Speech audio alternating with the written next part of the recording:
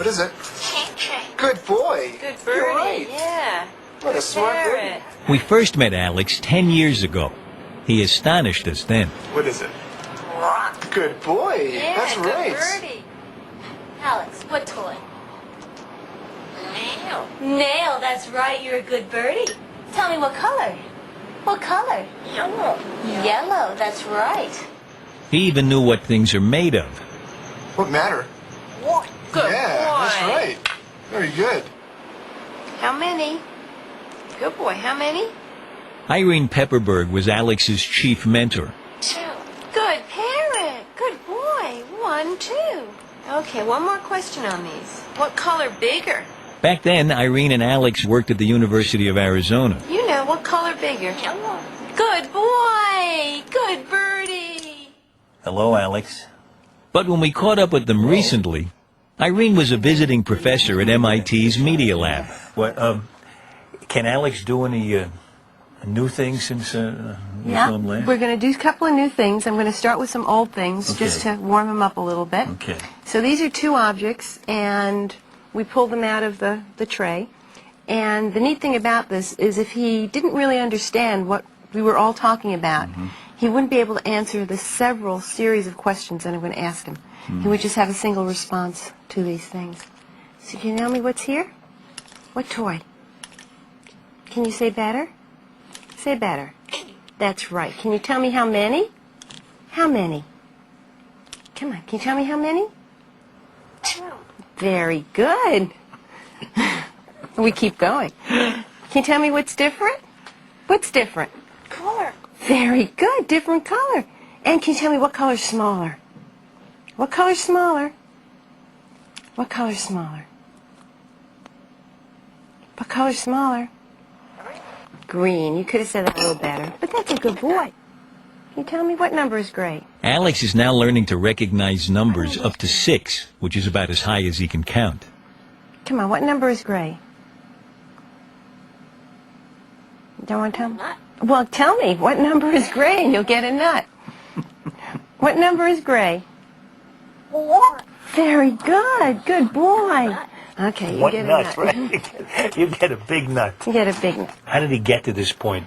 We do a modeling training system, which is really fun, which I just so happen to have something we're working on here. Oh, okay. We can demonstrate to him. Good, yeah. So what we do is I act initially as the trainer, Yeah. and you act as the model for his behavior and his rival for my attention. Oh, okay. So I ask you about this, Okay. and if you get it right, you get to play with it. Oh, okay. Yeah. So you tell me, what's here? Spoon. Spoon. There you go. You got the spoon. That's right. He does with it. Yeah. Okay. Then we exchange roles, so he Yeah. sees that you're not always. I'm not always a questioner, and you're not Okay. always a respondent. But it's a thing. And if I make a mistake, you can take the spoon away and scold me. Oh, what is this? No, wrong. Wrong. Okay. Now Try I get, again now. Okay. Try again. Spoon. Very good. Okay. Okay. So he sees that not only any sound causes a transfer of the object, but a specific. I find this sound. very hard to believe that he's seeing all this and And he drawing does it. these conclusions. And he does. Can you tell me what toy? What toy? No, what toy? Come on, what toy?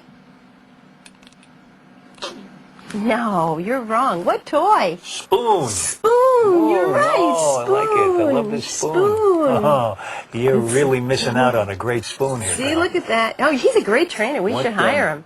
What toy? I'm serious about it. Huh? What? Want a nut. Want a nut? Sure you want a nut. Just tell us what the spoon is. You'll get it. Very good. Here, take that. Yeah. Because that's the beginning birdie. of spoon. Now, That's right. if you do it a few more times, can you get him to get that end sound Yes. in there? Say the whole thing. Say the whole thing. What toy? Spoon. Oh, good. Okay. That's You're beginning to get it. it's slow speech. Alex has been working with Irene for some 23 years now, and has recently been joined by 2 fellow African greys, Griffin and Wart. Despite the bird's striking abilities, they look oddly out of place in a lab famous for being on the cutting edge of high tech. We're surrounded by computers here Right. in this lab. And all of a sudden you walk into this room and there are these birds. Yes, very it's fun. very low tech. really What's the low. connection here? Well, they first asked me to come here because they were interested in intelligent learning systems and the idea of using these birds as a model for intelligent learning systems, seeing if they could adapt the way we train these birds to train their computers. But once I got here and I saw the wonderful things that they could build and do, I started getting into what we call our pet projects, which is using technological information and know-how to build different games, different toys, different things to keep these birds with their brilliance entertained throughout the day. Come on, look where it is. Helping fellow parrots manage it in the human world is now one of the tasks facing Alex and his colleagues. Come here, Warren. Irene Pepperberg's idea is to use technology to give their smart little brains something to chew You on. didn't do it right. We'll let Gris do it. Come on, Gris. You Back can at the do it. Media Lab, Irene's hooked up a controller to one of 3 nut dispensers. The parrot has to read the arrow and do what it says. In this case, lift the lever up.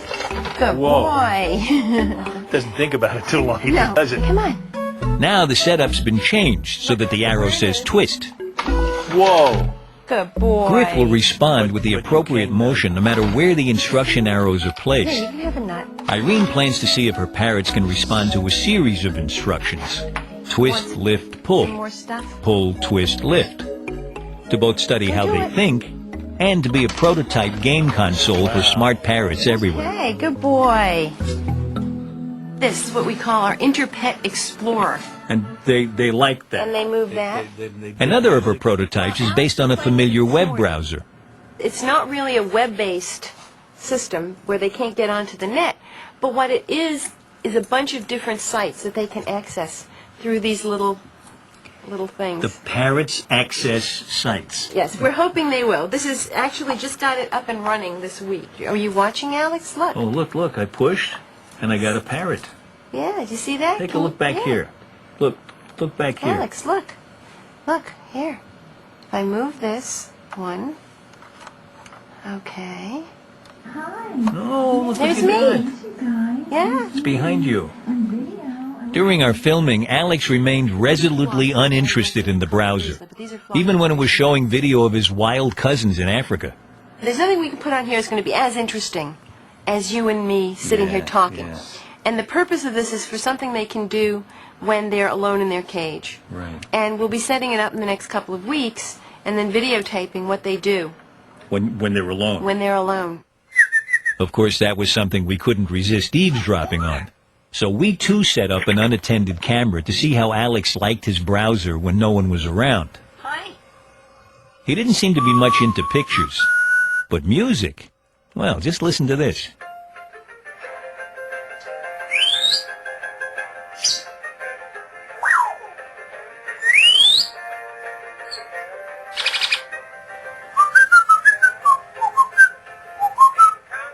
And he loved the video of one of his human friends.